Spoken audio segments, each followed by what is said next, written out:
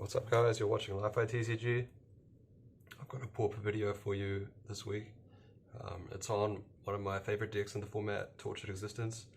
So about 1 week ago, I uploaded an idea for a list. Relatively innovative base black-green with a splash for red only for Faithless Looting.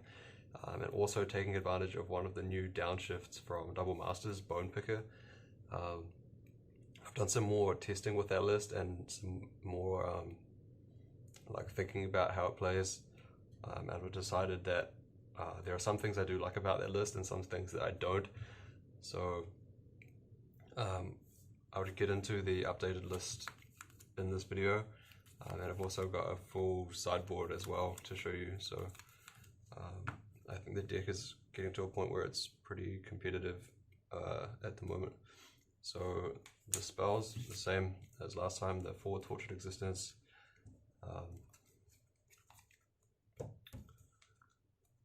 the 4 Faithless Looting, and the 4 Commune with the Gods. This part of the deck is working pretty well. Commune with the Gods is just the most efficient way to dig for Tortured Existence compared to like Ransack the Lab or Vessel of Nascency. And Faithless Looting is like a very cheap, mana efficient way to dig through your library, and it also helps to enable your madness cards. So, and the flashback provides a lot of value as well. So yeah, just one of the best like graveyard enabling spells in the game, especially at common. So these 12 spells, no complaints. The mana base also unchanged. So for Golgari Rot Farm, for Thriving Moor, for Ash Barrens, and then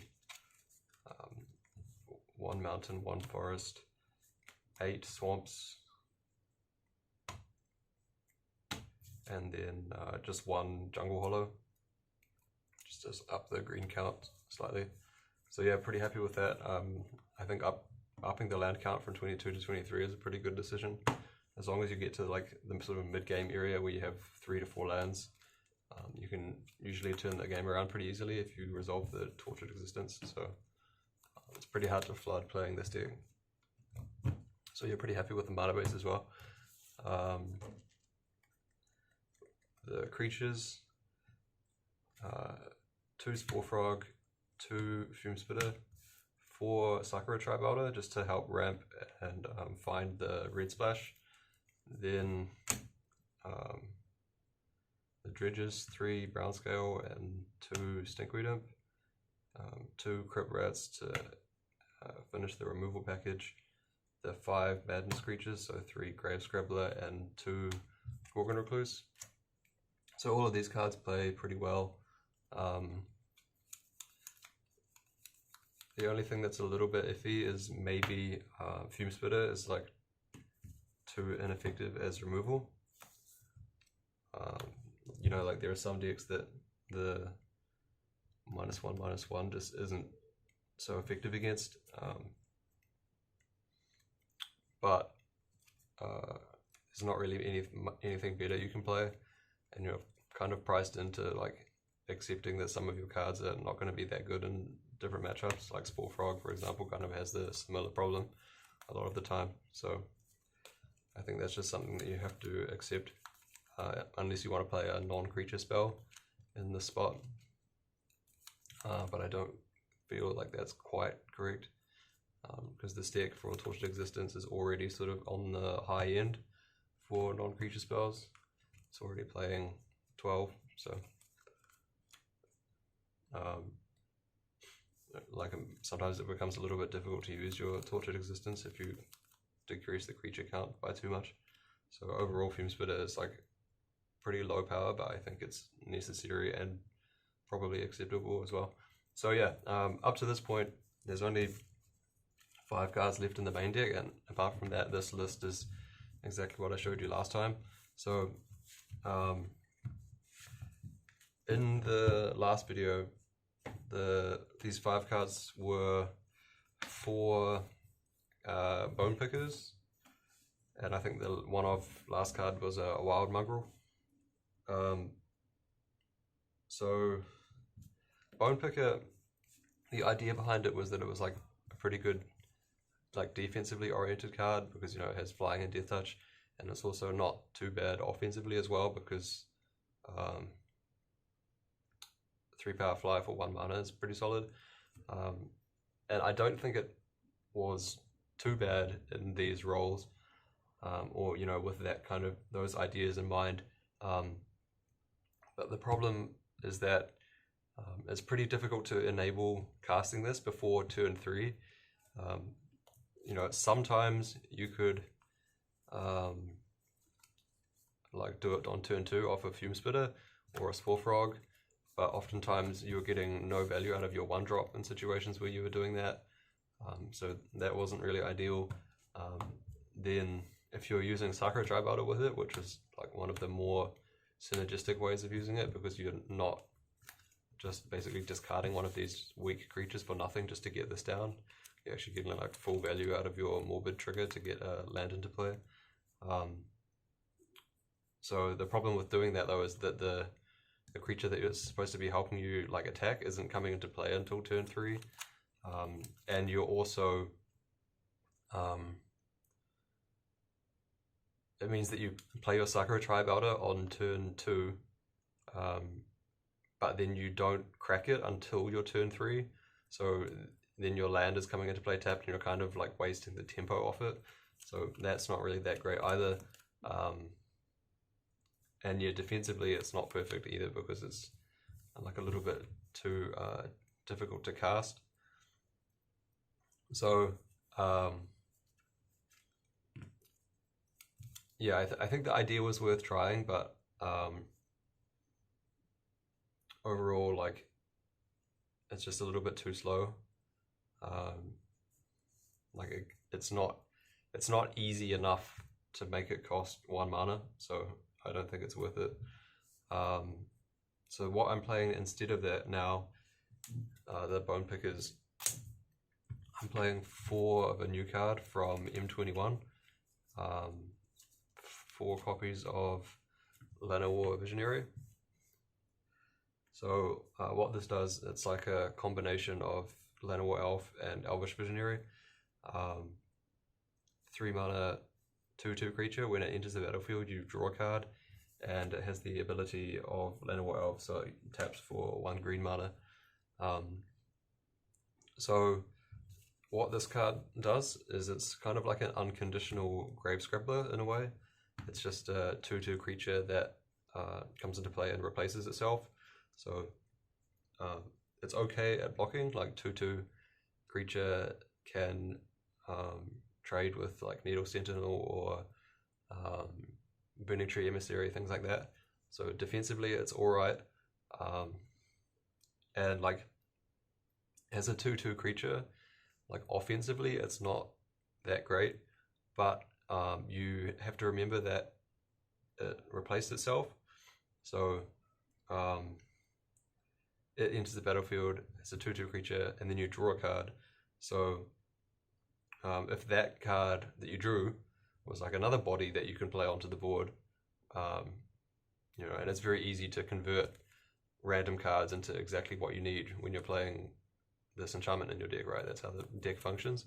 So even though it doesn't look like a very aggro kind of card, right, because it's only like a 2/2 for 3 mana, just the fact that it is card advantage and it's not overly expensive can help you to like enable some kind of swarm plan, especially versus decks like Tron, for example, that can't really effectively block it anyway. Or like, I mean, like they can play like a Mnemonic Wall or a Stonehorn Dignitary, for example, but that won't kill your Visionary if they block. So making some like wide attacking force can be a viable plan there. And then the other nice thing about this card is the mana ability. So one common play is you play this on turn 3 and you draw a card. then on turn 4 you play another land, and then you have 6 mana. 6 mana? No, 5 mana, obviously, yeah. But that's the amount of mana that you need to activate Crypt Rats for 2,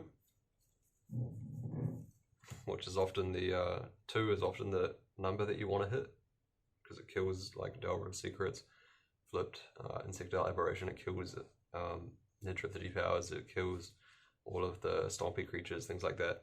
So just that acceleration by itself is nice. 5 mana on turn 4 helps you to hardcast your Gorgon Recluse if you don't have the way to discard it yet, so that's nice. It can help you with the extra mana can help you with the flashback on Faithless Looting as well. So yeah, the mana ramp is actually quite nice, and even though I haven't previously liked playing the mana dorks in this kind of deck, the Torch of Existence deck, because they're not very synergistic with Crypt Rats. Even if you have to use your Visionary to accelerate into a Rats, which then kills the Visionary, you're not as sad about that, because at least the Visionary always replaces itself. And that's just like a really strong effect. It's really pretty difficult, I would say, to like overestimate the power of this kind of card. Like you know the mono black control deck that is like sort of like a fan favorite, but it's not really that good anymore. Like for a long time, and I think maybe even still, people try and play that deck with Phyrexian Rager, which is just the black version of this card, except it doesn't even tap for mana, and when it comes into play you also lose a life. Like this is just like a big upgrade in every single way, basically. And having extra effects that say draw a card is nice, because when you're not playing cards like Draenor Stinger or Horror of the Broken Lands or whatever, it can be a little bit more difficult to find extra spots to dredge if you're trying to gain life with Brownscale or mill yourself. So having more effects that say draw a card, because this list doesn't have any like Krosan Tusker or anything like that, that's pretty relevant as well. So yeah, all around I think this card is really strong.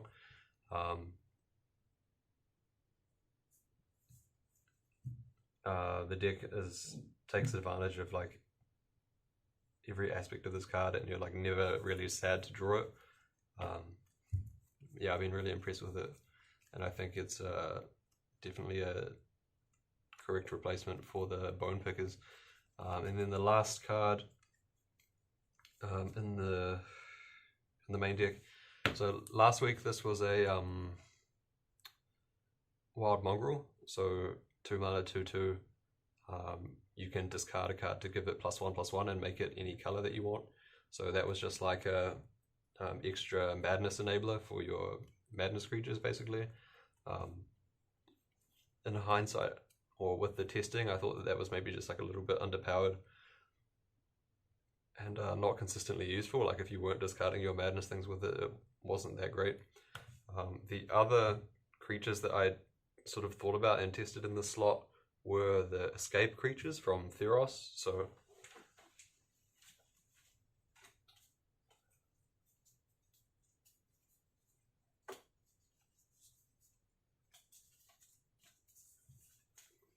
these ones. So the Voracious Typhon, Underworld Charger, and Loathsome Chimera. So these all have like slightly different pros and cons. This one, the body is arguably the best one if you hardcast it. Like 4 mana 4/4 is slightly better than a 3 mana 4/1 or a 3 mana 3/3 arguably. And it has the highest ceiling on it. Like when you escape it, it becomes a 7/7. But the drawback is it costs too much mana, or like a very high amount of mana, 7 mana to escape it. Underworld Charger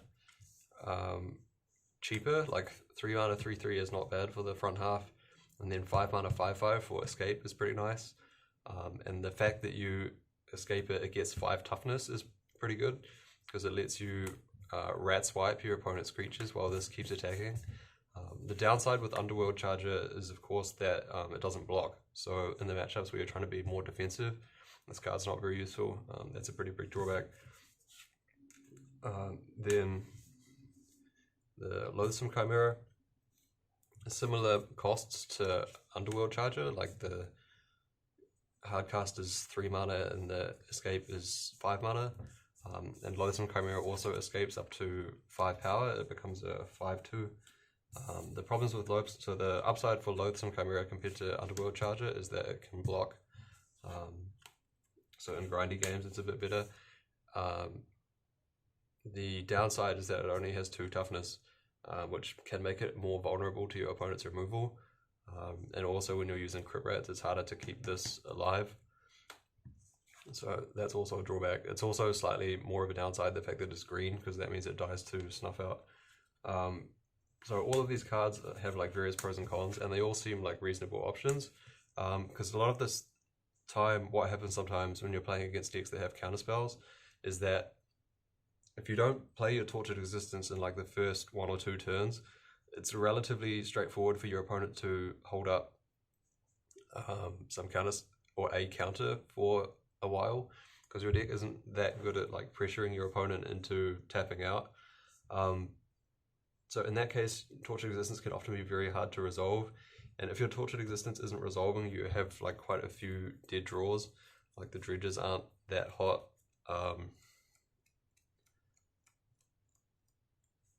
You can flood out when you're playing like all these Sakura-Tribe Elders and versus decks with counterspells, like Spore Frog doesn't really do anything, so that can be a bit of an issue.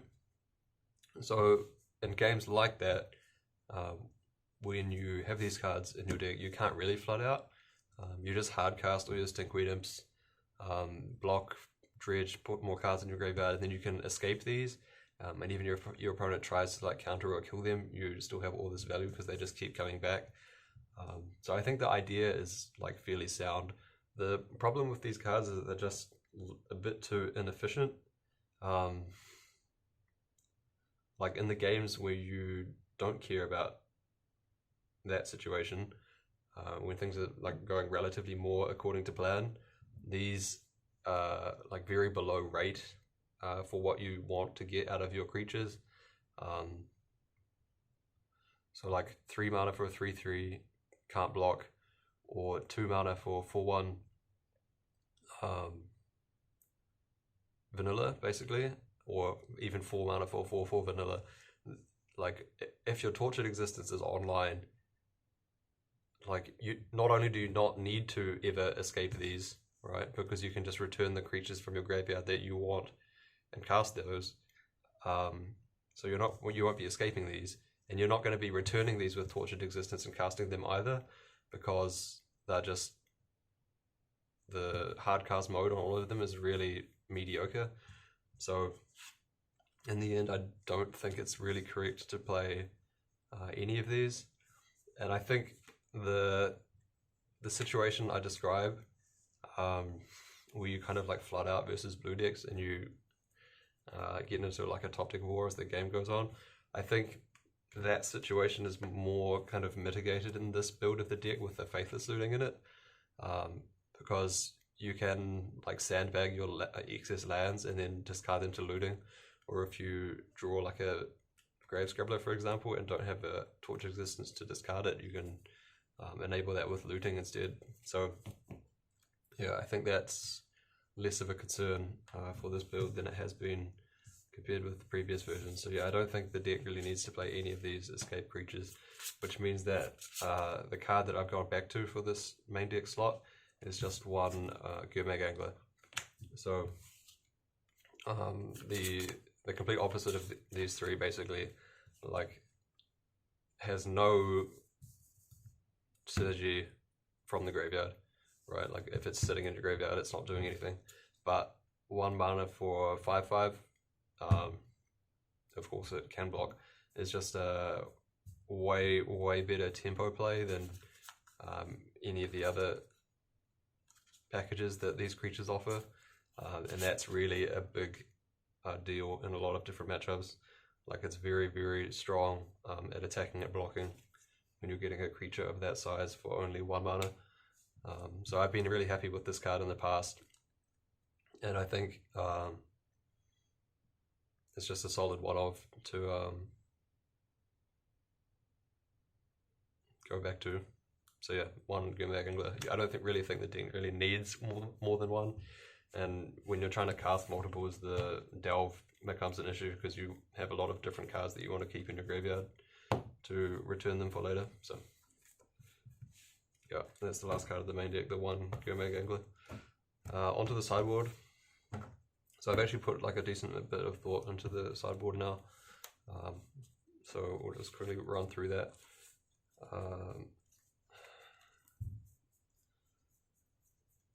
So the first thing that I'll talk about is the cards that are mostly for the Tron matchup. So that's 2 Wickerbough Elder, 3 Faerie Macabre, and 2 Mold Shambler. So the Mold Shambler can target lands with its trigger. So for those of you not familiar with this card, 3 mana and a green, so total 4 mana, 3 and a green, for a 3/3 with kicker, 1 and a green, so in total 4 green if you want to kick it. And when it comes into play, if it was kicked, you destroy target non-creature permanent, so it can destroy lands, which is fairly important against Tron. And the Wickerbough Elder is probably more well known at this point. 3 and a green for a 4/4 comes into play with a -1 counter. You can pay green and remove the -1 counter from it to destroy a artifact or enchantment. And the Faerie Macabre, of course, is just the discard from your hand, exile 2 cards from a graveyard. So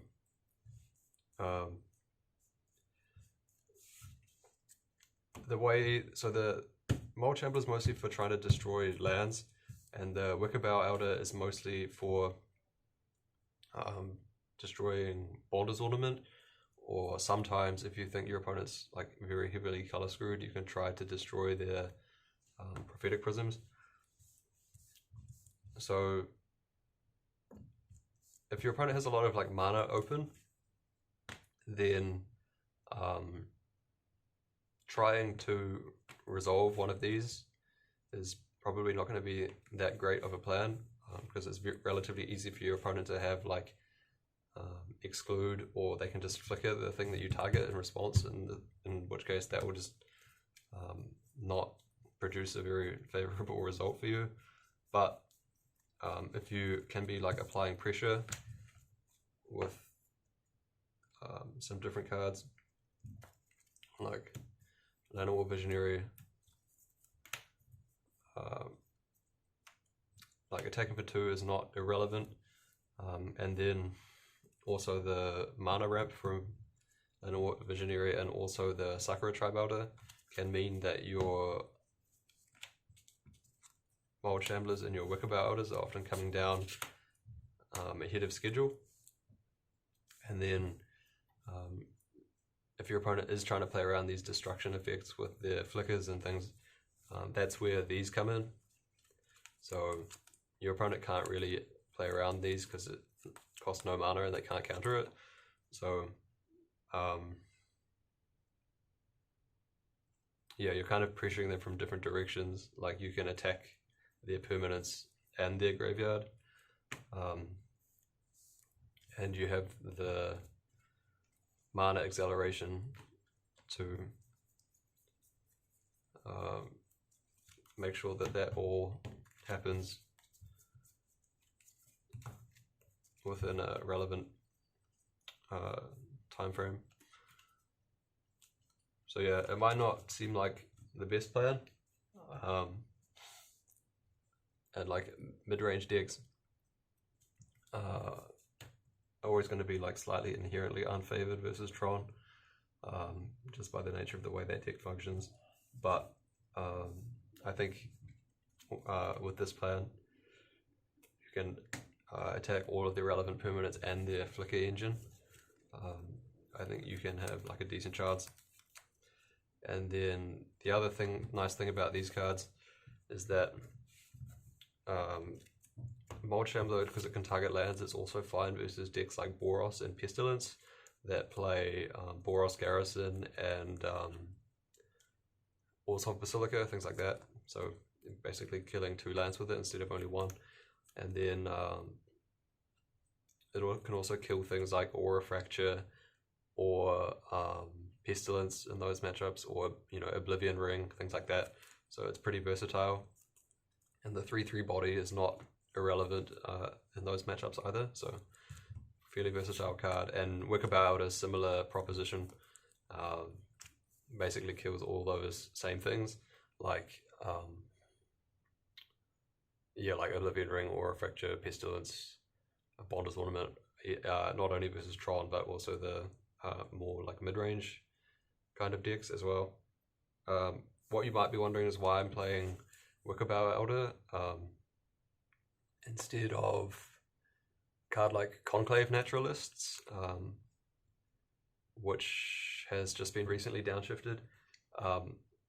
Having more control over when you can activate it is good, because if you just cast this card and your opponent has mana up, and you imagine this is a Conclave Naturalist, enter the battlefield, destroy their Bonder's Ornament. If your opponent has mana up, they can just wait for the trigger and then flicker in response. But if you have the Wickerbough Elder, you play this, it just sits there with the counter on it, threatening to kill their ornament at any time. So, like they can't activate it because you can destroy it in response, or they can't really like tap out because then they won't be able to flicker when you try and destroy it. So in that sense, Wickerbough Elder is a lot more useful. And compared to a card like Caustic Caterpillar, the 4/4 body is very relevant, just at being an attacker or blocker. Like versus Affinity, for example, that's a matchup where like the 4/4 is really important, and just being able to be a big attacker versus Tron is pretty relevant as well.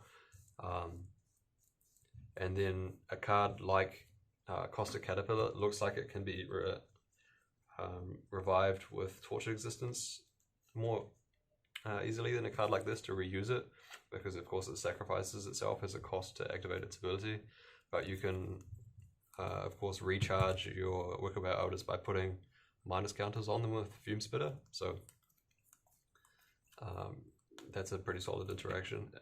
And Boggles as well is another matchup where the artifact destruction effect is nice. So that's a pretty nice all-rounder card to have in the list, I think. So yeah, that's 7 cards from the sideboard. Then the next sideboard cards are just extra copies, 1 extra copy of Crypt Rats and 1 extra copy of Spore Frog.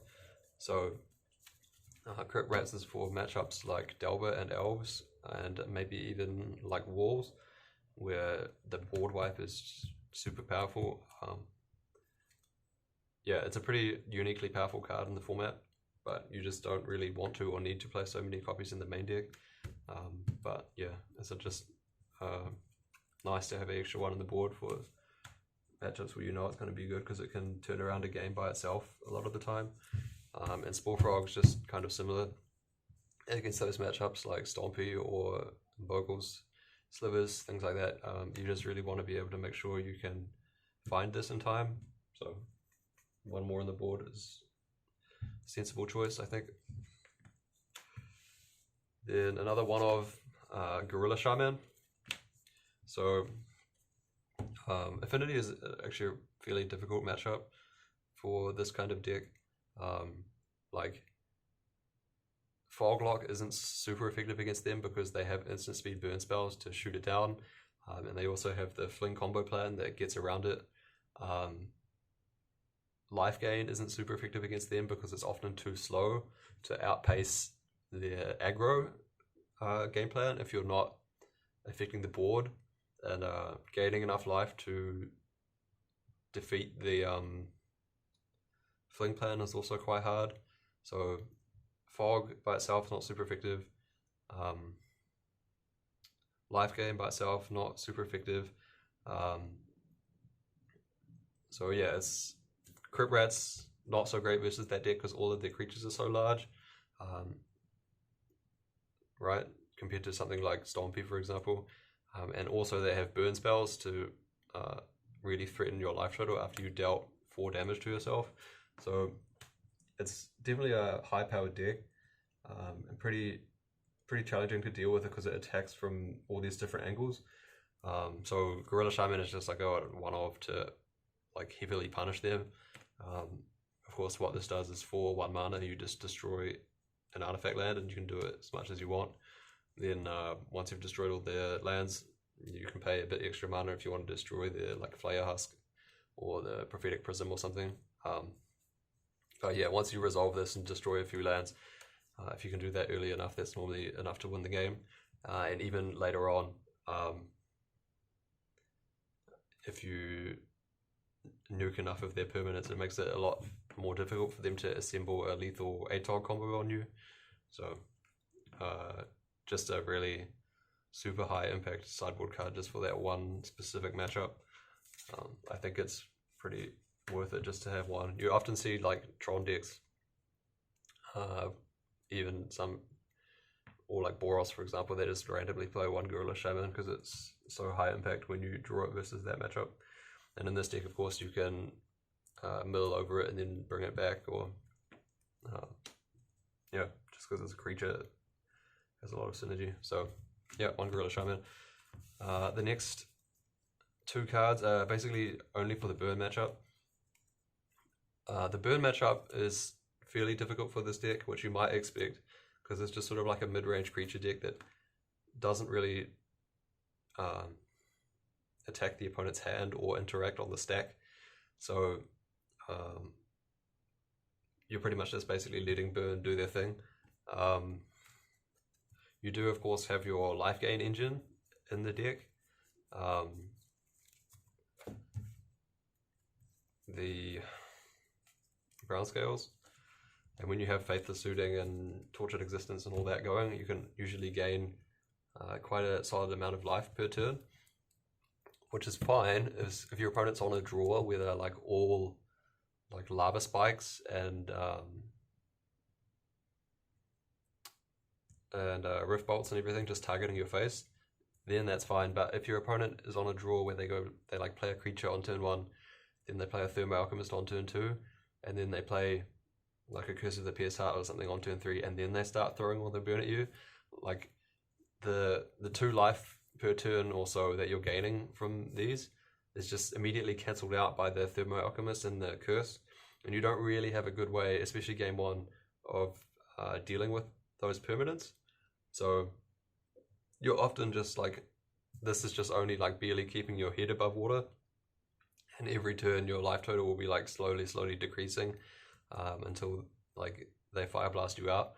Of course, if you can survive to like the super late game, this can turn the corner, because once you have enough mana, you start cycling these through with Tortured Existence, and then you just start gaining so much life that you pull ahead. But again, trying to get to that point, your opponent's going to be drawing more copies of things like Curse of the Pierced Heart and Thermo Alchemist. So the amount of life that you have to be gaining every turn to stay above those permanent damage sources keeps increasing as well. So yeah, the deck does want some extra help versus burn. So there are a lot of different cards you could potentially play. Like there are a bunch of different creatures that gain life. There's like a 1 mana 1/3 when it enters the battlefield, gain 3 life. You can play like Brindlebore, which is 2 and a green for a 2/2. Sacrifice it. You gain 4 life. But actually, what the best card that you can basically play versus burn in this deck is just the 4th copy of this.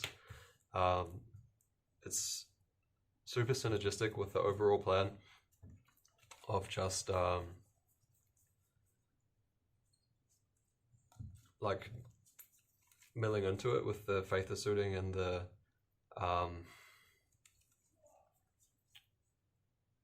Commune and all that. So the problem with playing a card like let's just say not even a creature card. Let's just say we have perfect mana all the time, and we could play a card like Circle of Protection Red. So the problem with a card like that is you have this aspect of your deck that is beating burn by self-mill. So like you don't really care about what you draw. You're just trying to like hard mill yourself just to find more copies of these, which will then gain life for you for free out of your graveyard. But then once you put a card like Circle of Protection Red in your deck, you have this aspect of your deck versus burn, which is a card you want to draw. So sequencing, when you do that, sequencing correctly in the post-board game becomes basically like impossible, because you don't know whether you're supposed to be drawing cards or milling yourself. Like, do you want to draw your Circle of Protection type of card, or do you want to like mill yourself so you can find more copies of this?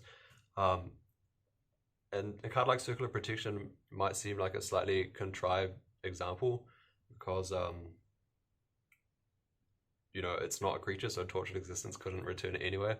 You know, in some number of games, if you self-mill yourself into like a Brindle Boar, then you can return that with Tortured Existence and gain more life. You know, that kind of thing.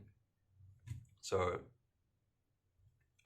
you could argue that a card like Brindle Boar might be more effective than the fourth copy of this, but I don't think that's the case. Just like the fact that you can, each time you dredge these, you gain 2 life. You can dredge one of these to mill another one of these to keep the chain going, and then you can mill into Faithless Looting, which like resets them back into your graveyard and keeps the chain going again. It's just the best plan. And then the fact that when you have Tortured Existence, it's super important to find 2 copies of this, because then what you start doing is you just start, for 1 black mana, you swap them between your hand and your graveyard, and you gain 2 life each time. Whereas if you have only 1 copy, you have to pay 1 to discard it and then another mana to bring it back. So you're paying 2 mana for 2 life as opposed to 1 mana for 2 life. Yeah, the 4th Brownscale was just the best card against burn. But then I'm also playing 1 additional card versus burn as well, because the matchup is just like that difficult. I'm playing 1 Gnaw to the Bone. And again, because this has flashback, it has synergy with the self-mill plan. So you just focus on dredging yourself with Faithless Looting and Brownscale, and eventually you'll find this. And normally when you do it, puts the game away, because you gain a huge buffer of like 10 life or more. And usually that's enough to like get the mana you need to put a threat on the board and turn the game around. So yeah, versus burn, the 1 Gnaw to the Bone and 1 Golgari Brownscale. And you can maybe play this card versus decks like Stompy or Affinity as well, but you have to be a little bit careful about that, because against those decks, falling behind on the board can really hurt you. If you're just like cycling through, if you're doing this plan that I just described, where you just like self-mill yourself and gain a few life every turn, versus a deck like Affinity or Stompy or whatever, they're just going to like play a ton of creatures and run you over, where burn can't really do that. So while this card might look good against any sort of aggressive deck or deck that is trying to burn you out, you do have to be a little bit careful about that. Then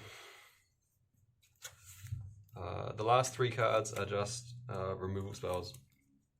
So right now I have 2 Mires Grasp and a Chainer's Edict. So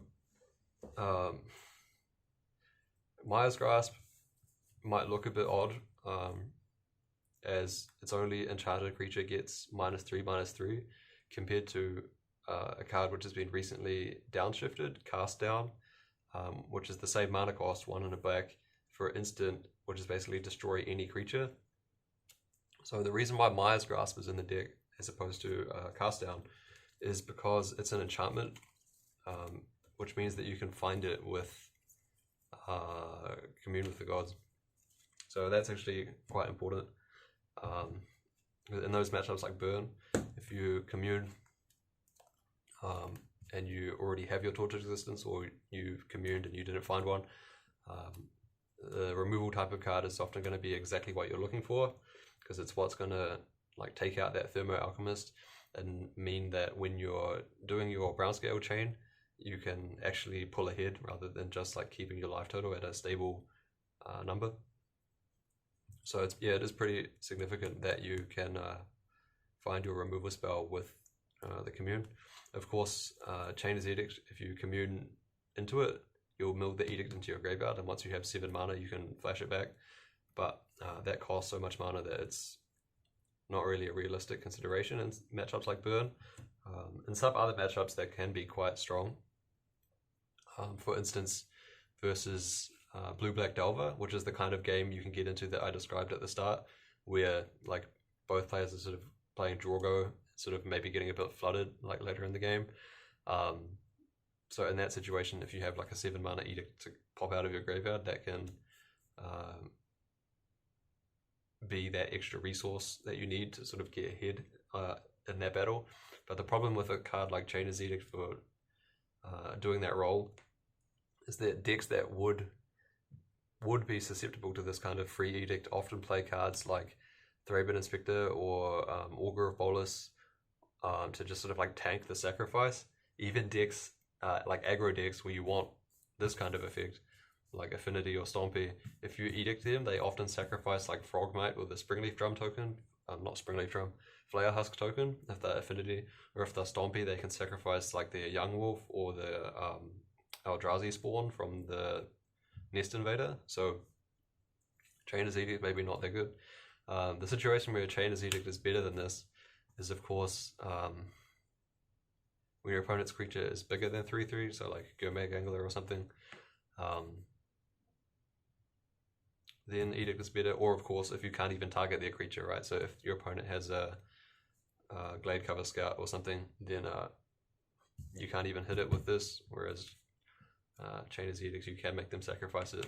So right now I'm just trying like 2 of this and 1 of this, but depending on the metagame and maybe depending on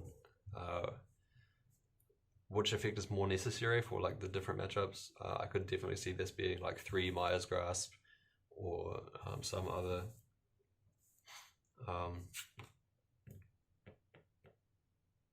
ratio of numbers of these. The reason why Mires Grasp instead of like Deadweight is just because there's so many essential creatures to kill that have 3 toughness. Thermo Alchemist is one, Axebane Guardian is another one. Those 2 are really big. Sunscape Familiar is another one. Those are like the big 3. But then also if you're going to try and put it on like a Gurmag Angler or something, then -3/-3 is obviously better than -2/-2. And you can play other enchantments that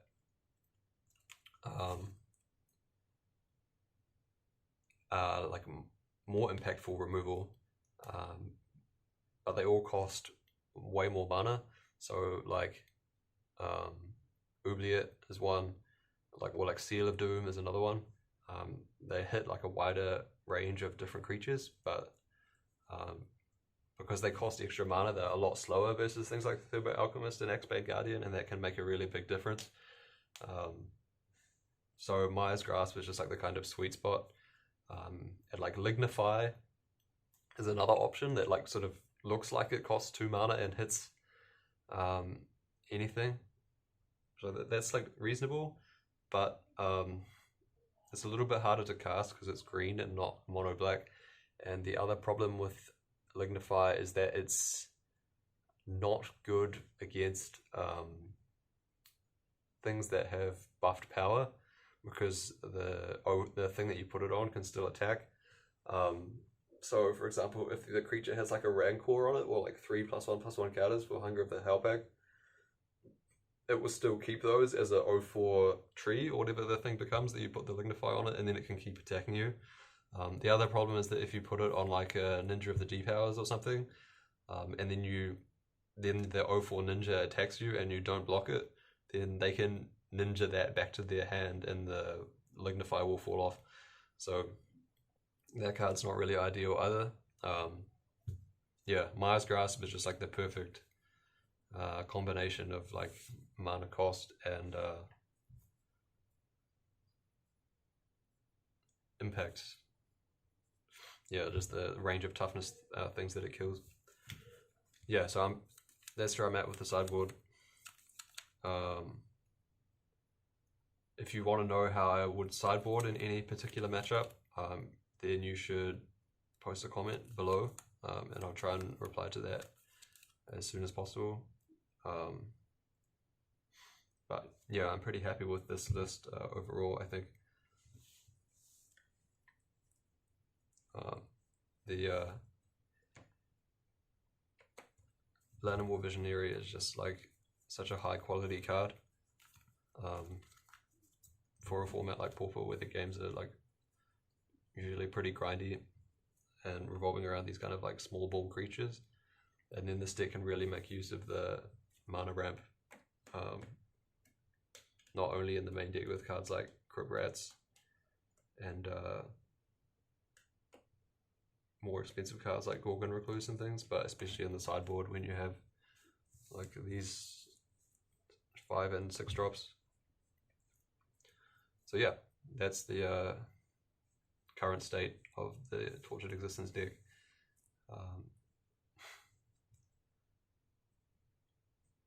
I think there's a Pauper PTQ online next week, and I'm probably not going to have time to like practice this to a point where I'm ready to play in that. But I do think it's like a pretty solid choice. It's also like quite unexpected.